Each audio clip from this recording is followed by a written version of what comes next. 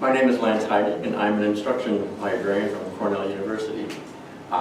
If I were to read my title, I'd use up all my 15 minutes on it to read while I talk. But I do begin with Emily Dickinson and Charles Darwin, because I'm an optimist when it comes to library instruction, and I do think pretty much everything is possible. My role is to get to, yes, how to help people and get them into our classrooms.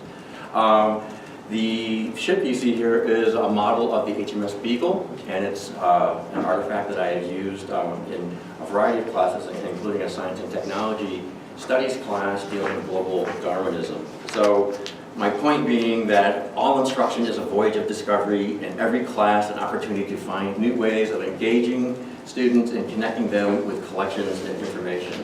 So, as I said, I'm an instruction librarian, so what I want to do is something a little bit different than what you just heard. I want to take some of those strategies and policies and show you what these look like in the classroom. And as increasingly our learners are visual learners, this is kind of my vacation slide. So this is my way of capturing and forcing you to look at my work through images. So, let's see. Why am I not forwarding? Oh, sorry. So first, I would be remiss if I didn't say greetings from my new boss and your colleague and former citizen of Montreal, Gerald Beasley, who is the new university librarian at Cornell. He sends his best wishes to all of you here and good luck with these endeavors. And then a little bit of background. I work in the Division of Rare Manuscript Collections, which is in the Carl A. Kronk Library, a building built 25 years ago by another colleague of yours, Tom Hipperson. He helped get this building built, and this is a 3-story underground building. And so we're at the very bottom of this underground building, and this is our atrium, our reference area here. It's an integrated service unit. When they built this building, what they did is they brought disparate units, rare books, the university archives, and several collections like our History of Science collections, which had different separate service points, and brought them all together into one consolidated unit. So we kind of got collected a while ago.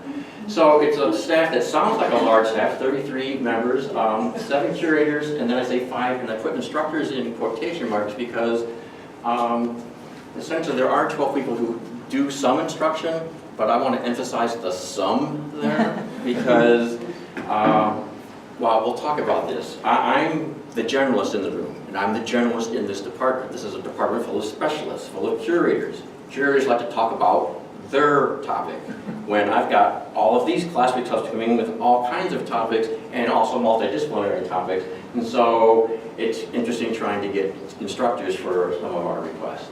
We're a very busy department, 250 to 300 classes a year.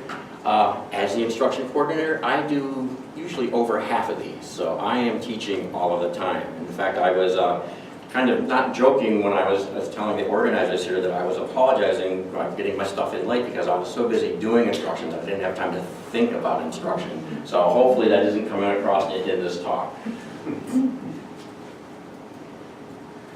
What does flexible, integrated, collaborative, engaged, active learning teaching with special collections instruction look like? Okay? What you see are our 2 classrooms from our main gallery. So we've got exhibition space, which is part of our outreach and instruction, and then 2 classrooms. One to the left is a small conference room, and to the right is our lecture room, so we have a capacity for seating 50 to 60 people in there.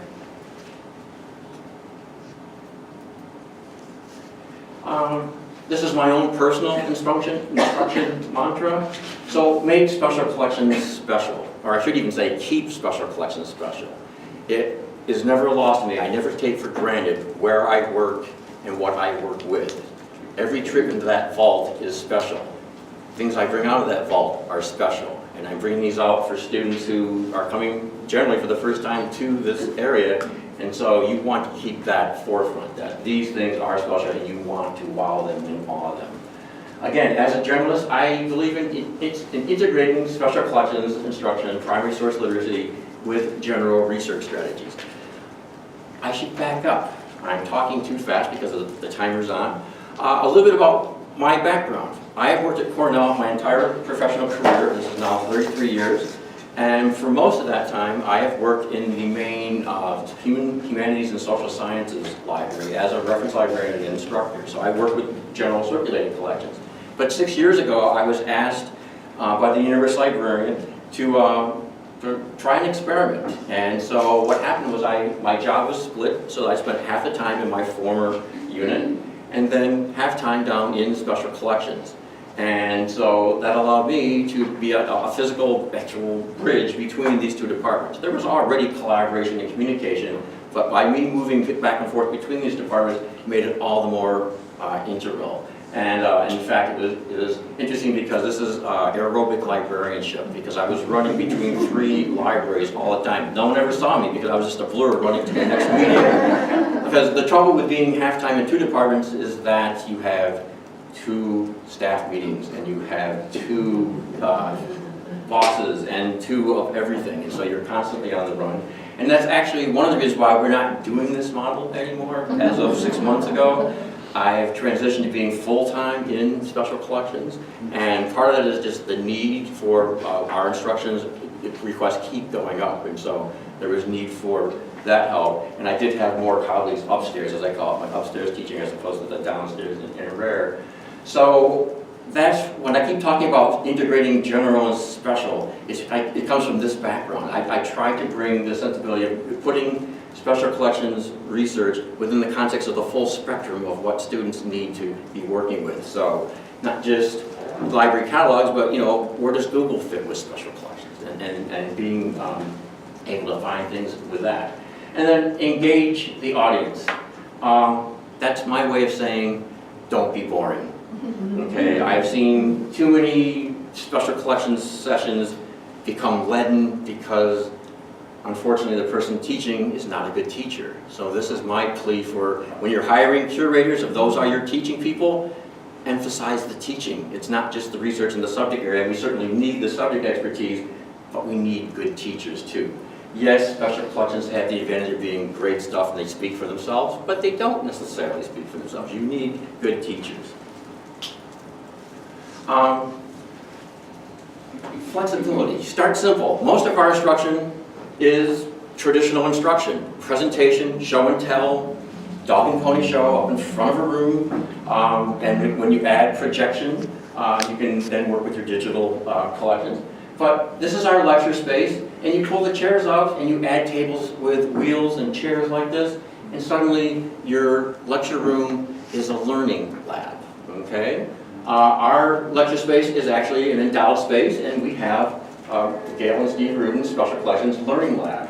So I didn't know, looking online and doing research about you all, what your teaching rooms were like. And so I was just thrilled last night to hear about this space. And this is a really beautiful space, so I congratulate you on this. This is where you begin, being able to set things up in lecture presentation mode, if that's how you want to address your audience, but having these tables on wheels and being able to set things up into small group and organize things that way, it changes everything. Just to take things one step further, and Lisa sort of stole some of my thunder because you had dancers in your library. What I wanted to say is I've seen all of the chairs pulled out of this room and all the tables pulled out, and you may have heard that we have a hip-hop collection. So I have seen this space be a hip-hop breakdancing studio where the college breakdancers came in to demonstrate and teach breakdancing. So a little bit of everything. So hands-on learning sessions. So again, flexibility. I do a lot of teaching with presentations, but this is where I feel I do my best teaching, when I'm not actually talking, okay? For a class like this, you can see I've got the tables out. I would have presented in the beginning, in the front of the class, and been in presentation mode and given instructions on how to find things, but also how to handle things. And then, and again, you can't do this with every single class, but ideally you have materials that aren't too fragile, that you can bring out and you set them on the tables. You have people actually going through and handling archives and actually carefully handling rare books. In this case, this class, which actually this brings up levels of teaching, different types of teaching. So you can have, with your presentations, course-related instruction. But once you get to sessions like this, and you start designing assignments with faculty, and what I'm finding is, it's more than they can do in a single session. And where in the past, professors always said, when you go to try to promote your instruction for this, can't bring the class into the library because we don't have enough time. Now they're asking for multiple sessions. So now you have course integrated instruction, even embedded librarians. This is actually a class, it's a 3-credit course taught by librarians, and it's a writing and research class. And of course they visit various units, and this was their day down in special collections. And we were working with our anti-slavery pamphlet collection. And what's nice about this collection is that it's 10,000 physical pamphlets in hundreds of boxes, and so students are able to look at and handle real materials from the Civil War era. But then also, this entire collection has been digitized, and so they're able to compare and contrast digital with the real thing.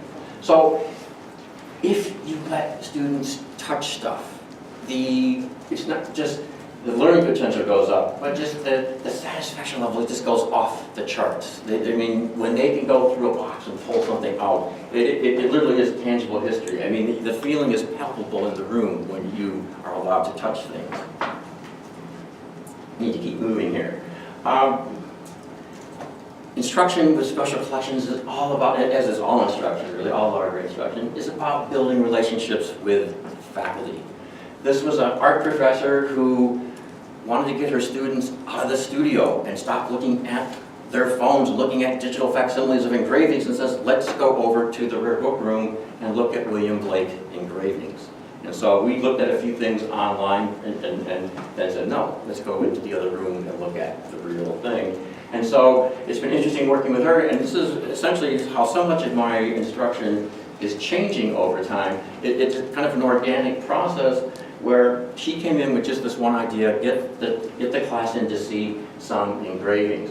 Well, this session went so well, she said, can I bring them in next week as well? And then she says, well, can I bring the advanced, this was an introductory class, can I bring the advanced students over as well? And suddenly one session turned into 4 sessions.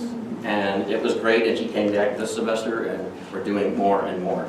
So I need to keep moving and talk faster. I'll just mention, again, variations on a theme, thinking about audience. We teach a large number of undergraduate classes, a lot of first-year writing seminars, but we work with graduate students.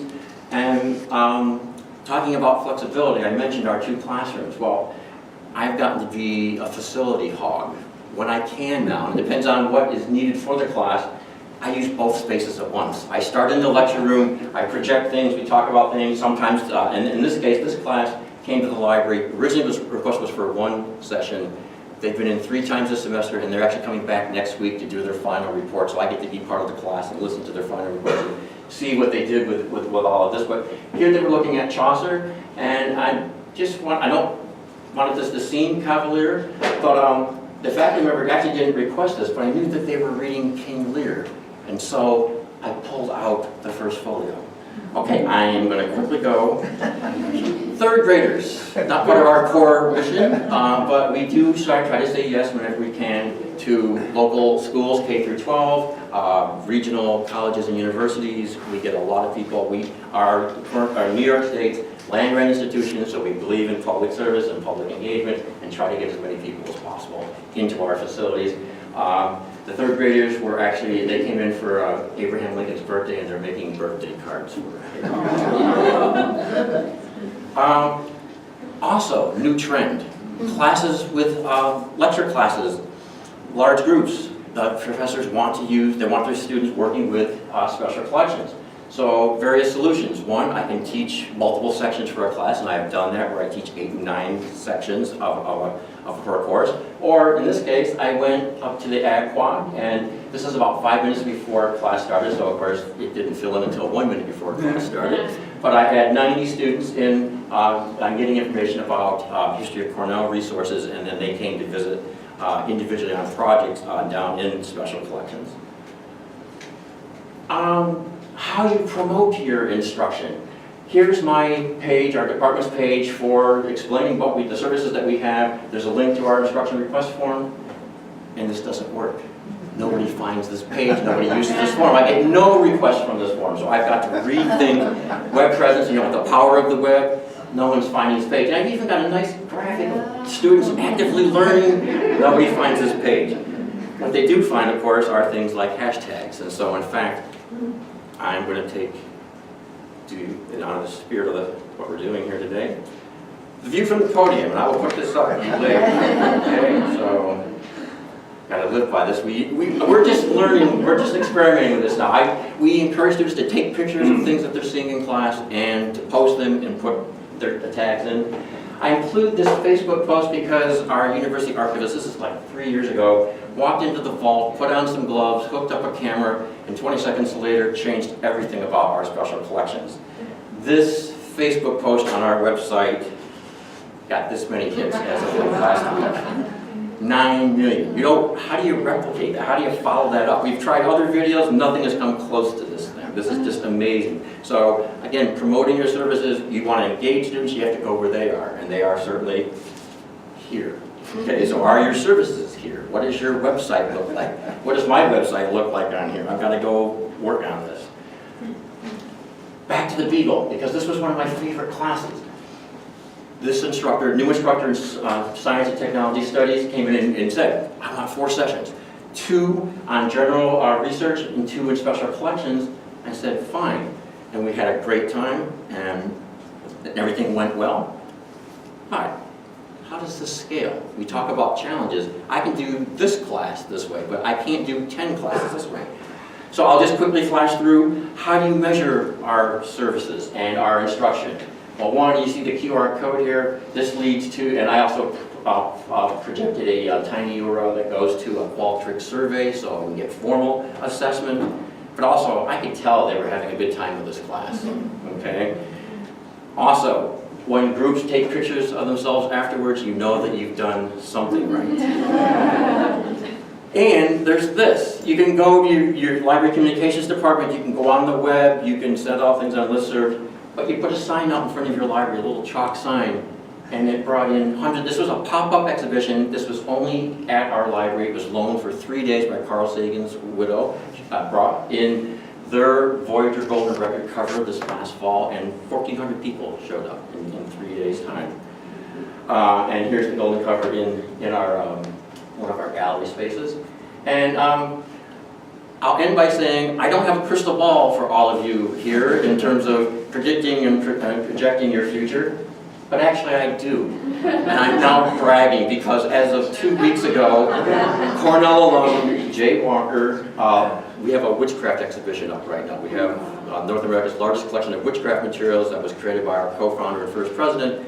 And as part of that exhibition, our curator asked Mr. Walker if he would be willing to loan this, and we actually have, it's not the crystal ball, it's the gazing ball that the Wicked Witch of the West uses, and it's now in our rotunda, and people of all generations are coming, and they're just enchanted with this. It's just been a whole lot of fun over the last couple of weeks. So what does flexible, integrated, collaborative, diverse and inclusive, engaged, active learning teaching with special collections instruction look like? Hopefully like this. Engaged. So my last words to all of you here at McGill, as you're going through this process of change and looking at ways to move forward with your instruction, be awesome.